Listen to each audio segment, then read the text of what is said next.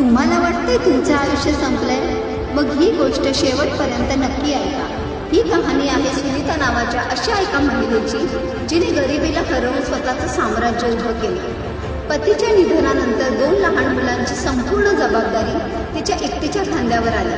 परिस्थिती इतकी बिकट होती की घरात चूल पेटवायलाही पैसे नव्हते।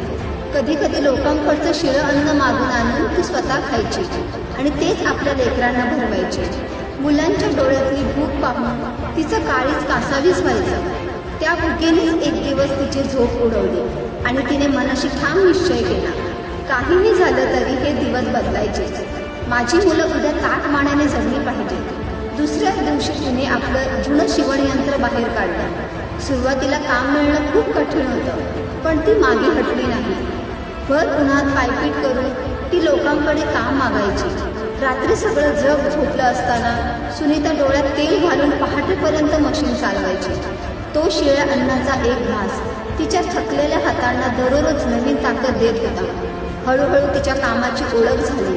एका मशिनीच्या जागी 10 मशीन्स आल्या आणि एका छोट्या खोलीतून सुरू झालेला प्रवास यशाच्या शिखरावर पोहोचला। आज सुनीताचं स्वतःचं मोठं बुटीक आहे आणि तिच्यामुळे 10 इतर गरजू महिलांच्या घराची चूल पेटते। लक्षात ठेवा, परिस्थिती कितीही कठीण असो, तुमच्याकडे मेहनत आणि जिद्द असेल तर तुम्ही शून्यातून विश्व निर्माण करू शकता।